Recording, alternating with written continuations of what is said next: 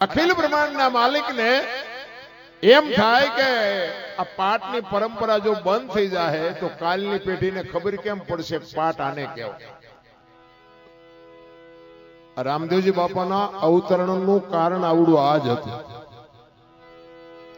અખિલ બ્રહ્માંડના માલિક કૃષ્ણ પરમાત્મા એને એમ થયું કે મારે અવતાર લેવો પડે, મારે જવું પડે અને પાઠની પરંપરાની કંઈક મારે આ જગતને જાણ કરવી પડે. હવે અવતાર લેવા માટે બાપુ જેવા તેવા ઘરે તો કઈ અવતાર લે નહીં. કઈક એવું પુણ્યશાળી ઘર હોય, કઈક એવો પવિત્ર આત્મા હોય તો અહીંયા એ અવતાર લઈ શકે.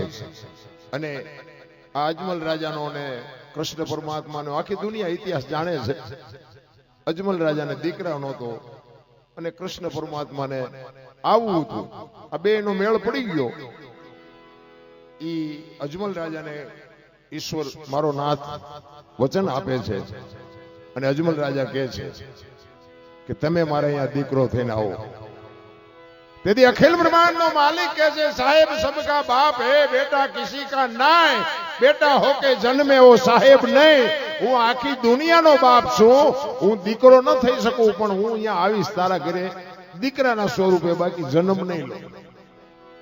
નકલંગ એટલે કે છે એને કલંક નથી. ઈ પછી વાત છે ને વિરમદેવજી બાપાનો જન્મ થયો ને પછી એના કઈક 5-7 દિવસનો કઈક સમય આપ્યો તો કંકુના પગલાની નિશાની નાન તેને બધી વાતો બધી ઘણી બધી છે.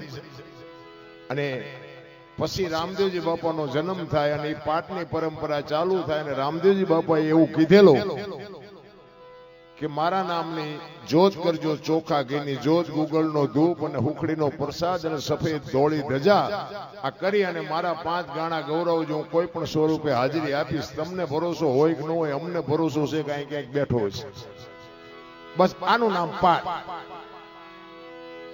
ભરોસો હોય તો છે અને નો ભરોસો હોય તો કાંઈ છે નહીં. અને આઠે પોર જે આનંદની વાતો કરે છે ને ભાઈ, એ મહાપુરુષો જ કરી શકે, સંતો જ કરી શકે. હું તમને આની જ વાત કરું. આજે આ બાપુએ આ પાઠનું આયોજન કર્યું છે ને, મહાસુદ બીજ છે, એમના નાના ભાઈ બાપુ સ્વર્ગસ્થ થઈ ગયા અને 3 દિવસ થયા છે. આવો પ્રસંગ બને અને જે આનંદ કરે ને એને અખંડ આનંદ કહેવાય. ઘણા કહેવા વાળા તો કહેતા હશે કે ભાઈ વિયોગ્યો છે ને આવું આયોજન, પણ નહીં બાપુ, કઈક વસ્તુ આખી આપણી સમજણ બહારની વાત છે. એમના ભાઈ પોલાભાઈ સગરામ બાપુના ભાઈ 29 તારીખે સ્વર્ગસ્થ થઈ ગયા છે. પ્રભુ એ આત્માને શાંતિ આપે જ્યાં હોય ને ઈશ્વર એના ચરણે લે. બાકી મરી જવાનું છે, વાત તો પાકી છે. પણ અખંડ આનંદ બાપુ તો કરતા હોય કરી શકે. આપણે દુનિયા પાસે આહુડા પાડીએ છીએ અને આ સંતો છે ને આહુડા પીવે છે એટલે આપણને દેખાતું નથી. સંતોની ભૂમિકા કંઈક જુદી છે. અને એક કંઈક થોડોક ફાળો આવ્યો છે, જરાક બોલી જવું. 1100 રૂપિયા રામ ભરોસે, 500 રૂપિયા રામ ભરોસે, 5151 રૂપિયા રમેશભાઈ કલ્યાણભાઈ બોટાદવાળા તરફથી અને ધાર પીપળાવાળા સેવક સમુદાય તરફથી રામ ટેકરી રસોઈ પેટે 57,000 રૂપિયા રોકડા આપે છે. બોલો રામદેવજી મહારાજ કી જય. ધન્યવાદ, ધન્યવાદ. ઈશ્વર એમને જાજુ આપે, આવા ભગીરથ કાર્યમાં વાપરે છે. ખરેખર ધન્યવાદ છે. આપ્યું છે ઘણાને બાપુ, વાપરતા નથી આવડતું. વાપરતા આવડે છે એ એક ખૂબી છે. નકર પાલટીઓ ન કરાવે. અમારે ત્યાં પાલટી જેટલાય ખૂટાડી દીધું અને આ ધર્મ કરવામાં કોઈનું ખૂટ્યું એવા દાખલા નથી. એટલે આપણે બધો આનંદ કરશું. બેને સરસ મજાની સંતવાણી કરી. મારે રસિક બાપુ અવારનવાર અમારા આમંત્રણને માન આપ્યું. જો કે હું તો અહીં સાયપેલા કાટલા જેવું છે. હું તો અહીં હોઉં, હું તો બાંઠે હોઉં. બીજ નદી તો હોય પણ બાંઠે હોય. એટલે મને તો પછી ઠીક છે લાભ આપે છે ને મને સાંભળે છે બધા. ને કે એકને હું સાંભળવાનો હોય. પણ બાપુ તે અવારનવાર આમંત્રણને માન આપ્યું અને બધાને આનંદ કરાવે છે. આ સાજિદાઓ પણ એમને બધાને એકવાર જોરદાર તાલીઓથી વધાવી લીધી. કારણ કે આ આ બધા છે ને બેતાજ બાદશાહ છે. આમને હાસવા એટલે અમારે દરબારું હાસવા હારા, આ બધા એમ છે. એટલે આ અમારા હાથપગ છે, અમારું ઘરેણું છે. કોઈ પણ કલાકાર હોય ને એને ઉજળો કરવો ને બાપુ સાજિંદાના હાથની વાત છે. હું વખાણ નથી કરતો, પણ જે એની કલા છે એને બાપુ દાદ આપું છું. ખરેખર સાજિંદાઓ બધા એવા આનંદ કરાવે એવા છે. આપણે વાણી કરશું, તમને જેવી મોજ આવે એવી વાતો કરશું. ફરીને આપણે બેનને સાંભળશું, બાપુને પણ સાંભળશું. અને બીજા કોઈ આપણે સુરેશભાઈ છે, મારા મિત્ર એક રામભાઈ દલવાડી આવ્યા છે ઘનશ્યામપુરથી. મારા મિત્રો બધા લિયાસીન વીરાભાઈ ની બધા પધાર્યા છે.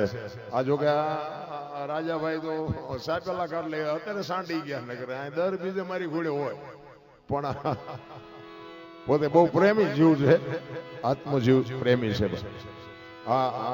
અહીં તો ભાઈ બહુ મોજ કરી છે, બહુ. આ તો અત્યારે આ બધું છે. બાકી આ નકરા પાણા હતા, આ પગથિયા રહ્યા ને ત્યાં બાપુ જીસીબી ને નો હારે એવા પાણા હો, જેવા તેવા પાણા નહીં. જીસીબી ને એમ ક્યાંક નથી હલવું એવા પાણા ઉપર થઈ અને અહીંયા ઉપર જતા હતા બાપુ. પણ આ એક રામદેવજી બાપાની કૃપાથી સરસ મજાનો આશ્રમ બની ગયો. ગાયોની ખૂબ સેવા થાય છે, માણસોને હરિહર 24 કલાક હાલે છે. ખરેખર આપણી કઈક કમાણી છે કે આજ આપણે આપણી આ ધરતી ઉપર આપણો જન્મ થયો છે, એક મોટી કમાણી છે. અને રામદેવજી બાપા તો બાપુ રામદેવજી બાપા છે. રામદેવજી બાપા બાપુ જો જન્મા ક્યાં મેવાડમાં આવતા રહ્યા અહીંયા. મીરાબાઈ જન્મા ક્યાં મેવાડમાં આવતા રહ્યા અહીંયા. કૃષ્ણ પરમાત્મા જન્મા ક્યાં મથુરા આવતા રહ્યા અહીંયા. તો આ ધરતીની કઈક તાકાત તો હશે ને. આવા જીવાત્મા ધરતી ઉપર આવે અને આપણી ધરતીમાં આવતા રહે તો આપણી કઈક કમાણી નહીં હોય કે આ ધરતીમાં આપણો પાથરો જન્મ થયો છે. હવે આમાં જીવતા ન આવડે તો ધક્કો થયો એવું નથી લાગતું. અરે ભલામણા શું આપણી આ ધરતી કચ્છ કાઠિયાવાડ સૌરાષ્ટ્રની ધરતી કાયા જેની કુબડી પડસદ જેના પ્રાણ સંતને સુરા નિપજાવતી હોરઠ રતનની ખાણ છે. મારા રામ તમે આજ કોપનો મેળો ચાલુ છે એમાં તમે જીયાઓના આંટો મારી આવો. આખા વિશ્વના સંતો જ્યાં ભેળા થાય અને આપણા મહારથી સંતોના બાપુ જો એની દ્રષ્ટિ તમારી માથે પડે ને કામ થઈ જાય. ઈ સંતોની ભૂમિ છે. ભજન જેવું અહીંયા જ છે. બાકી તો હું ખટારો લઈને બધે રખડ્યો, કોઈ સીતારામમાં સમજતું નથી. આ સીતારામ કહે આપણે હામું તાકી રહ્યા, જાણે કેમ આપણે ગાળ દીધી હોય, સમજણ જ નથી. તો અહીંયા તમને કોઈ હામો મળે ને સીતા આ તમને ખબર પડે. લ્યો અહીંયા તો 100 જણા આવે ને 1000 જણા આવે, કોઈ વાડ વગરનું ખેતર ને કોઈ નથી કહેતું કે અમે ભૂખ્યા રહ્યા.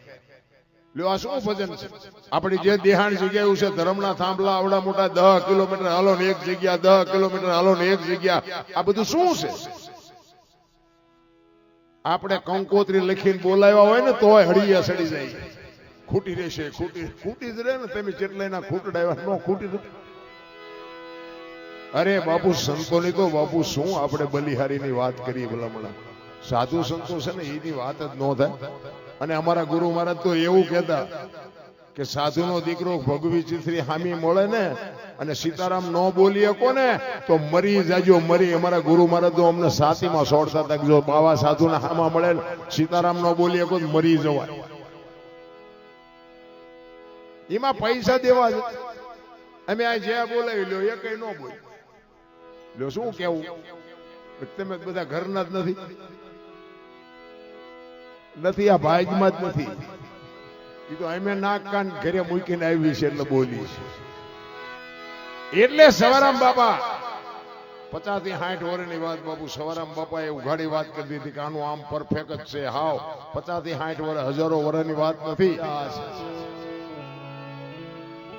24 તારીખથી બાપુ હળંગ છું. મારા રામભાઈ મારી ભેળા હતા, પૂછો.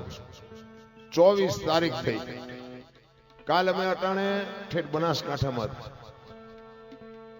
આખો દી ઓલું કૂતરું કુંડલું વળીને પીડ્યું હોય ને એમ પીડ્યા રહી. હાજે પાછું ક્યાંક કોક ગાડીયું વાળા લઈ જાય ને પછી પેટી હાથમાં હોય ને પછી ચાર્જિંગ થઈ જાય.